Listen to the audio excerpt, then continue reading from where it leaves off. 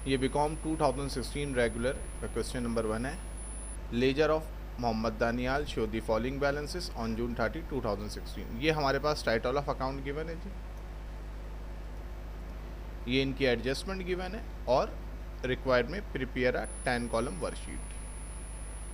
अब आप क्वेश्चन में देखें, जो हमारे पास टाइटल ऑफ अकाउंट गिवन है उसमें डेबिट और क्रेडिट कहीं लिखा हुआ नहीं है, लेकिन अगर आप देखें cash, account receivable, merchandise inventory, prepaid insurance, furniture, drawing Daniyal, drawing, cost of goods sold, supplies expense और सेल्स एक्सपेंस, इन सब की नेचर डेबिट होती है।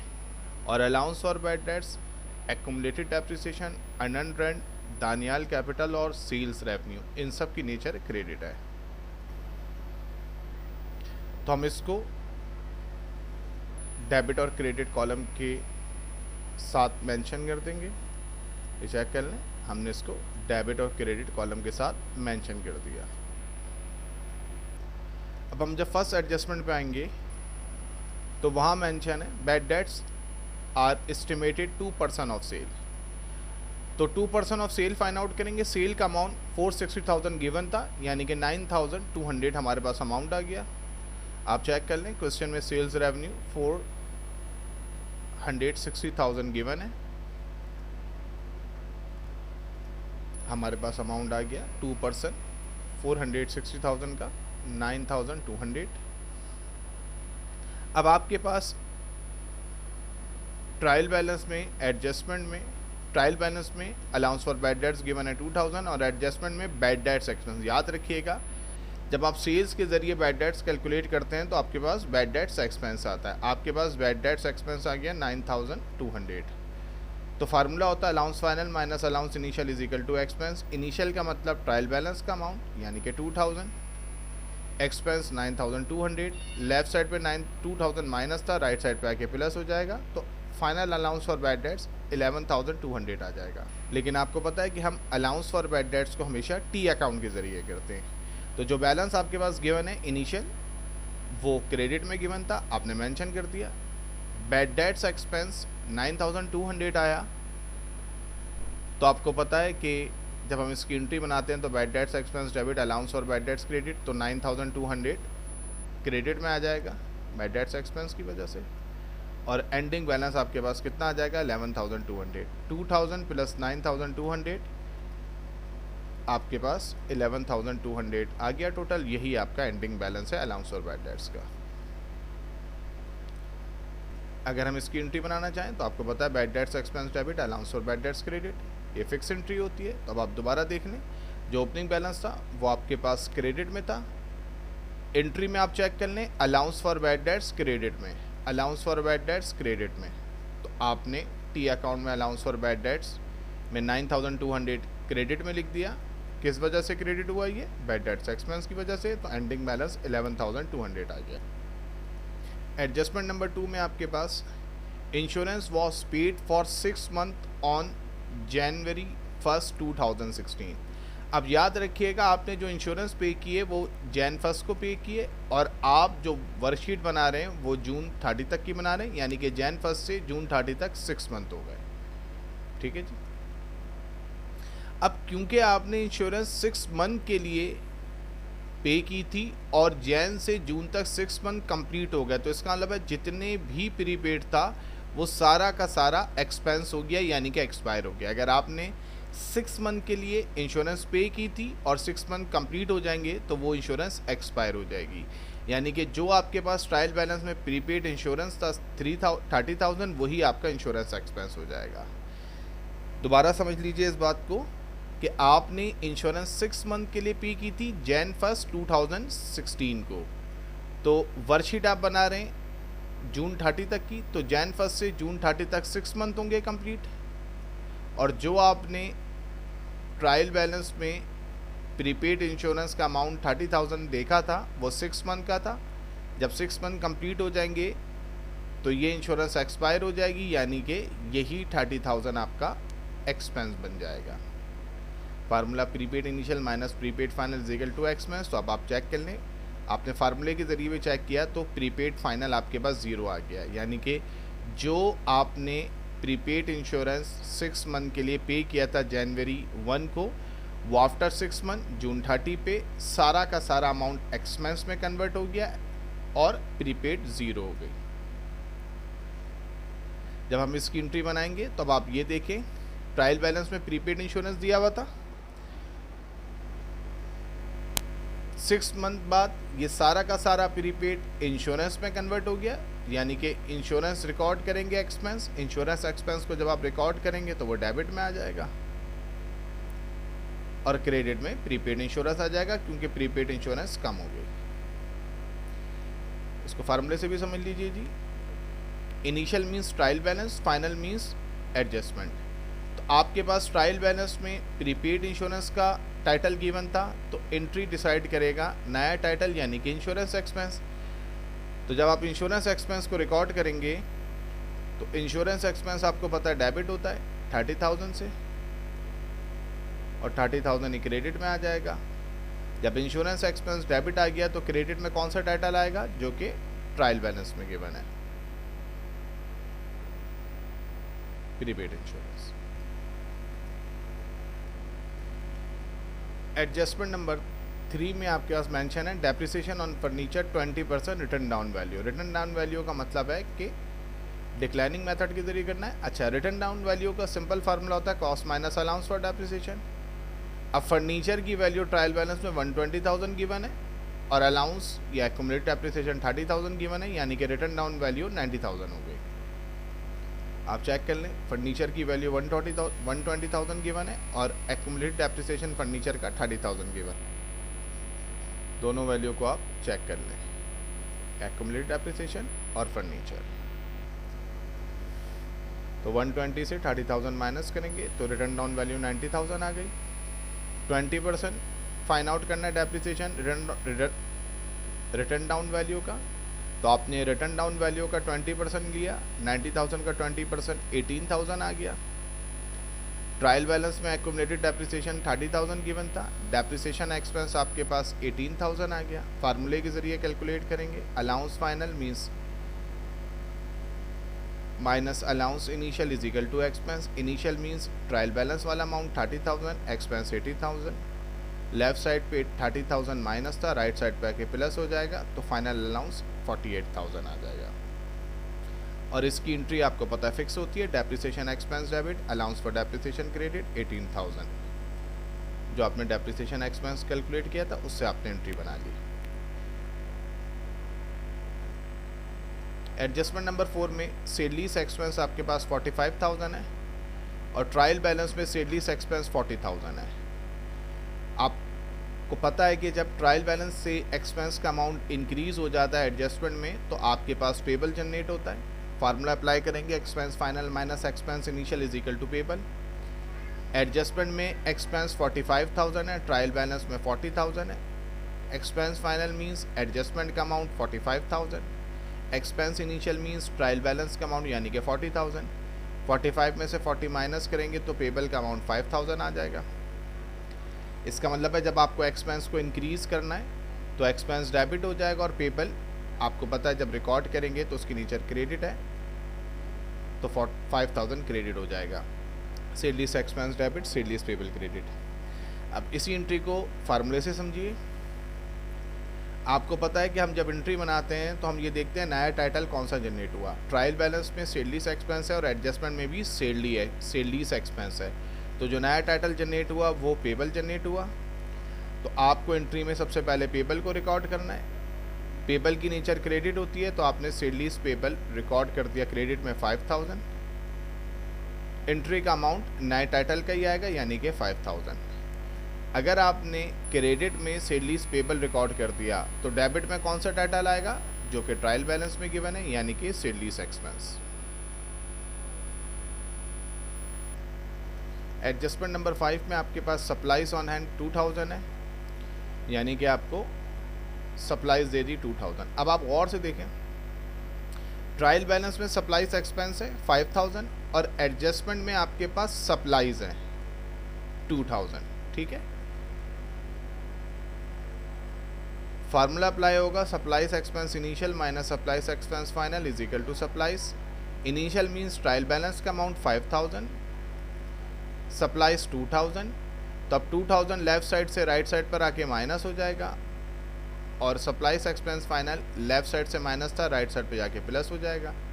5000 से 2000 माइनस करेंगे तो फाइनल सप्लाईज एक्सपेंस 3000 आ गया। तब आप और से देखें, ट्रायल बैलेंस में आपके पास सप्लाईज एक्सपेंस था 5000 और एडजस्टमेंट में आपने जब रीड किया तो आपको पता चला कि सप्लाईज स्टिल आपके हाथ में अभी 2000 मौजूद है, यानी कि सप्लाईज पूरी कंज्यूम नहीं हुई। तो इसका मतलब है आपने एक्सपेंस को कम करना है और सप्लाईज को रिकॉर्ड करना है। सप्लाईज एसिड है, जब सप्लाईज को रिकॉर्ड करेंगे तो एसिड की वजह से डेबिट हो जाएगा और एक्सपेंस को कम करना है तो इसलिए जब एक्सपेंस कम होता है तो क्रेडिट में रिकॉर्ड हो जाता है। अब इसको फार्मूले से समझ लीजिए। ट्रायल बैलेंस में सप्लाईज एक्सपेंस गिवन है, एडजस्टमेंट में सप्लाईज गिवन है। तो जब हम एंट्री बनाएंगे तो हम नए टाइटल को सबसे पहले रिकॉर्ड करेंगे, यानी कि सप्लाईज एसिड होता है, इसलिए आपने सप्लाईज को डेबिट में रिकॉर्ड कर दिया। ट्रायल बैलेंस में सप्लाईज एक्सपेंस था, एडजस्टमेंट में सप्लाईज, तो इसका मतलब है आपने नए टाइटल जो सप्लाईज आया इसको रिकॉर्ड करना है। सप्लाईज एसिड होता है इसलिए आपने इसको रिकॉर्ड कर दिया डेबिट में। एंट्री का अमाउंट भी नए टाइटल का ही आएगा, यानी कि डेबिट में भी 2000, क्रेडिट में भी 2000। अब जब आपके पास एंट्री में डेबिट साइड रिकॉर्डेड है तो क्रेडिट में कौन सा टाइटल आएगा, जो कि ट्रायल बैलेंस में लिखा हुआ है, यानी कि सप्लाईज एक्सपेंस।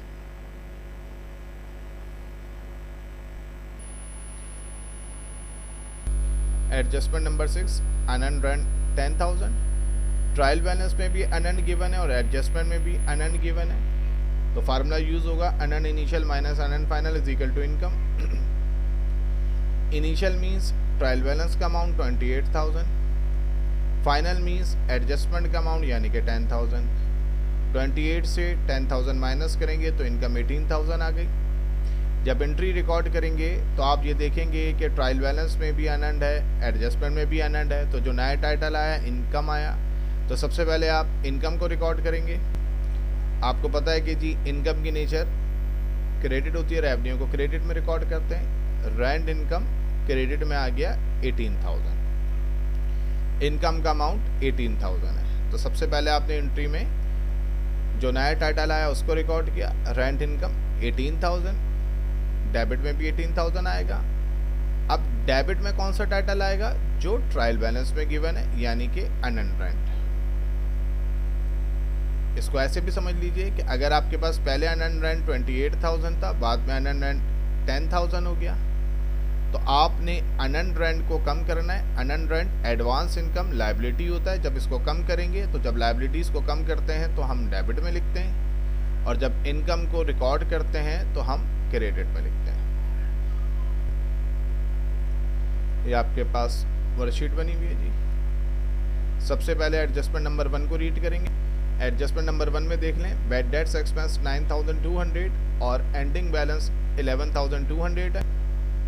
आपने अलाउंस फॉर बैड डेट्स को एडजस्टेड बैलेंस में 11,200 लिख दिया और बैड डेट्स एक्सपेंस को 9,200 लिख दिया। आप तमाम जो भी अमाउंट एडजस्टमेंट से कैलकुलेट करेंगे उनको डायरेक्ट एडजस्टेड ट्रायल बैलेंस में लिखेंगे।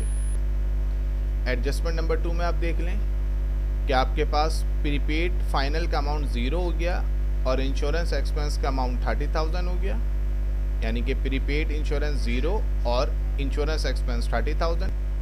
इधर देख लें जी, प्रीपेड इंश्योरेंस को आपने 0 कर दिया और इंश्योरेंस एक्सपेंस को आपने 30,000 लिख दिया। प्रीपेड इंश्योरेंस को आपने 0 कर दिया एडजस्टेड ट्रायल बैलेंस में और इंश्योरेंस एक्सपेंस को 30,000 से रिकॉर्ड कर लिया। एडजस्टमेंट नंबर 3, डेप्रिसिएशन एक्सपेंस को 18,000 रिकॉर्ड करना है और एक्यूमुलेटेड डेप्रिसिएशन को 48,000 रिकॉर्ड करना है। आप चेक कर लें, एक्यूमुलेटेड डेप्रिसिएशन एक्सपेंस को आपने 48,000 रिकॉर्ड करा और डेप्रिसिएशन एक्सपेंस को आपने 18,000 रिकॉर्ड करा। Adjustment number 3। Adjustment number 4, salaries expense का अमाउंट 45,000 हो गया है और सेल लीज पेबल को आप रिकॉर्ड करेंगे 5,000 से। Adjustment number 4, salaries expense का अमाउंट 45,000 हो गया है और सेल लीज पेबल का अमाउंट 5,000 रिकॉर्ड करेंगे। सारे अमाउंट आप एडजस्टेड ट्रायल बैलेंस में लिख रहे हैं। एडजस्टमेंट नंबर 5, सप्लाईज एक्सपेंस के अमाउंट को आपने 3000 रिकॉर्ड करना है और सप्लाईज को आपने 2000 रिकॉर्ड करना है। आप चेक कर लें, सप्लाईज एक्सपेंस के अमाउंट को 3000 रिकॉर्ड कर लिया आपने और सप्लाईज के अमाउंट को 2000 रिकॉर्ड कर लिया। Adjustment number 5। Adjustment number 6, unearned rent को आपने 10,000 रिकॉर्ड करना है और रेंट इनकम को आपने 18,000 रिकॉर्ड करना है। चेक कर लें, अनअर्न्ड रेंट को आपने 10,000 रिकॉर्ड करना है और रेंट इनकम को आपने 18,000 रिकॉर्ड करना है। अब हम एडजस्टमेंट के अमाउंट सिखाएंगे आपको। सबसे पहले देखें, प्रीपेड इंश्योरेंस डेबिट से 30,000 से कम होके 0 हो गया। तो अगर डेबिट का अमाउंट कम होगा तो जितना अमाउंट कम होगा उसको आप क्रेडिट में लिखेंगे। आप चेक कर लें, जितना अमाउंट कम हुआ 30,000 उसको आपने क्रेडिट में लिख दिया। सप्लाईज एक्सपेंस के अमाउंट को देखें, ये 5,000 था डेबिट में, कम होके 3,000 हो गया। तो जितना अमाउंट भी कम होगा उसको आप 2,000 अमाउंट कम हो रहा है उसको आप क्रेडिट में लिख देंगे। अब आप अनअर्न्ड रेंट को देखें, 28,000 से अमाउंट कम होके 10,000 हो रहा है, क्योंकि अनअर्न्ड रेंट की नेचर क्रेडिट होती है। तो जितना अमाउंट कम होगा उसको आप डेबिट में लिख देंगे। जितना अमाउंट अनअर्न्ड रेंट का कम हुआ उसको आपने डेबिट में लिख दिया।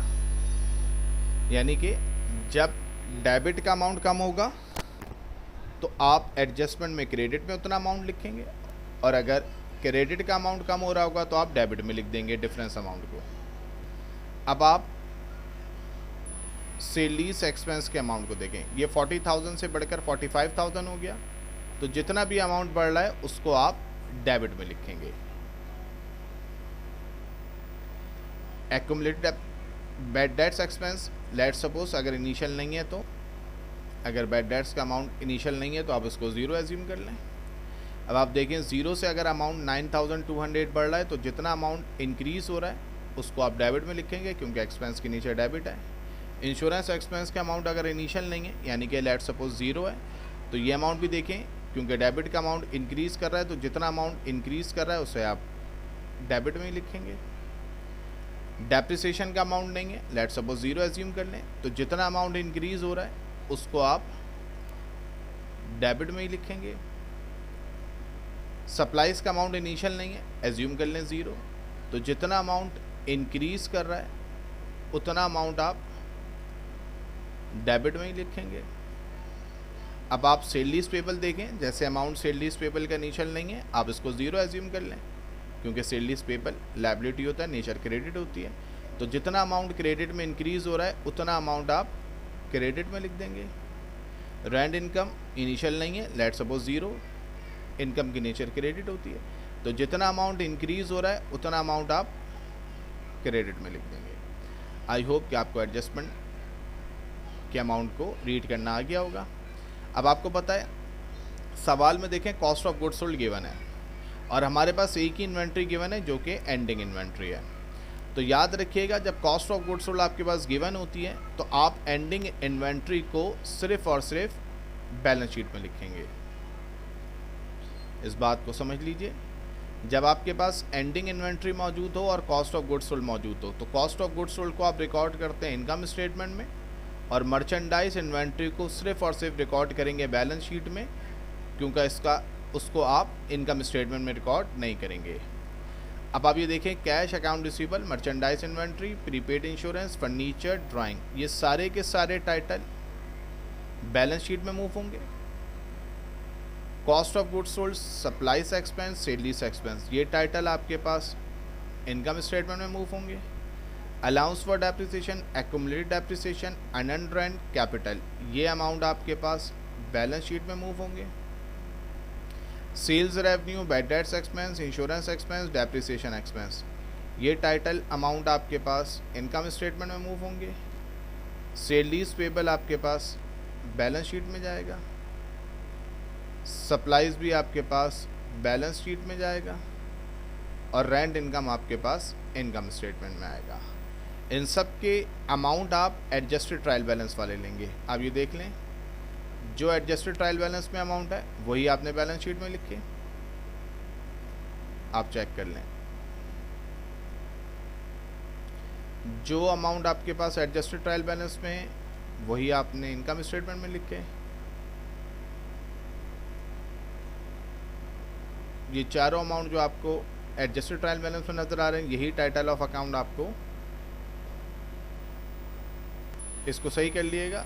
हमने यहाँ पर अनअर्न्ड रेंट को गलती से डेबिट में लिख दिया था, ये क्रेडिट में आएगा। तो अनअर्न्ड रेंट 10,000 क्रेडिट में चला गया बैलेंस शीट में, कैपिटल 180,000 भी क्रेडिट में चला गया बैलेंस शीट में। सेल्स का amount, bad debts expense,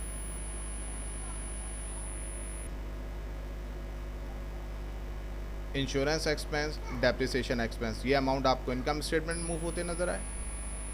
salaries payable और सप्लाईज का अमाउंट बैलेंस शीट में नज़र आया और रेंट इनकम आपको इनकम स्टेटमेंट में नज़र आया। अब आप इनकम स्टेटमेंट के डेबिट के अमाउंट को टोटल करें। 325,000 प्लस 3,000 प्लस 45,000 प्लस 9,200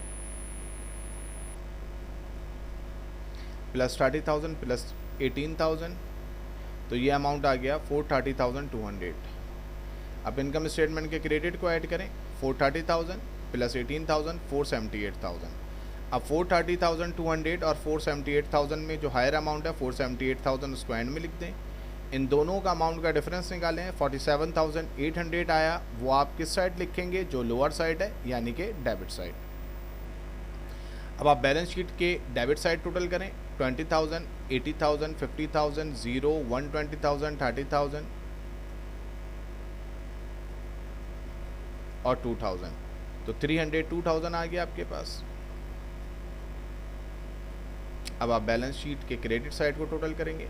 11,200, 48,000, 10,000, 180,000, 5,000, इन सब का टोटल 254,200 आ गया। तो हायर अमाउंट 302,000 आपने एंड में लिख दिया दोनों साइड पे। इन दोनों अमाउंट का जब आप डिफरेंस लेंगे 302,000 और 254,200 का, तो 47,800 जो लोअर साइड है वहाँ लिख देंगे, यानी कि क्रेडिट साइड। तो अब आप ये देख लें, इनकम स्टेटमेंट का डेबिट अमाउंट और बैलेंस शीट का क्रेडिट अमाउंट दोनों सेम है, तो आपने इसको नेट प्रॉफिट लिख दिया। आई होप कि ये वीडियो आपके लिए काफ़ी यूज़फुल होगी। Best of luck.